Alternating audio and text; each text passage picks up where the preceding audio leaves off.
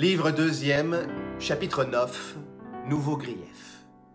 Quand vint l'heure de la sortie du bagne, quand Jean Valjean entendit à son oreille ce mot étrange, « Tu es libre », le moment fut invraisemblable et inouï.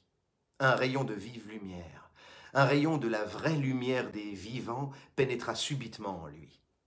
Mais ce rayon ne tarda point à pâlir. Jean Valjean avait été ébloui de l'idée de la liberté. Il avait cru à une vie nouvelle.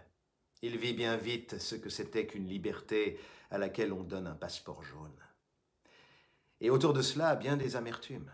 Il avait calculé que sa masse, pendant son séjour au bagne, aurait dû s'élever à 171 francs.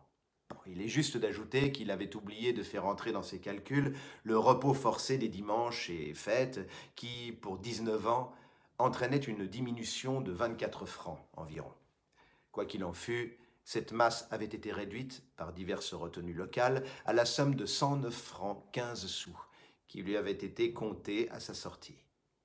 Il n'y avait rien compris et se croyait lésé, disons le mot, volé. Le lendemain de sa libération, à Grasse, il vit devant la porte d'une distillerie de fleurs d'oranger des hommes qui déchargeaient des ballots. Il offrit ses services. La besogne pressait, on les accepta. Il se mit à l'ouvrage. Il était intelligent, robuste et adroit, et il faisait de son mieux. Le maître paraissait content. Pendant qu'il travaillait, un gendarme passa, le remarqua et lui demanda ses papiers. Il fallut montrer le passeport jaune. Cela fait, Jean Valjean reprit son travail. Un peu auparavant, il avait questionné l'un des ouvriers sur ce qu'il gagnait à cette besogne par jour. On lui avait répondu 30 sous. Le soir venu, comme il était forcé de repartir le lendemain matin, il se présenta devant le maître de la distillerie et le pria de le payer.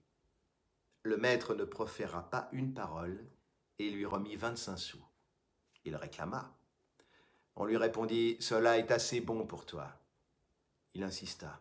Le maître le regarda entre les deux yeux et lui dit « Gare le bloc ». Là encore, il se considéra comme volé. La société, l'État, en lui diminuant sa masse, l'avait volé en grand. Maintenant, c'était le tour de l'individu qui le volait en petit. Libération n'est pas délivrance. On sort du bagne, mais non de la condamnation. Voilà ce qui lui était arrivé à Grasse. On a vu de quelle façon il avait été accueilli à Digne.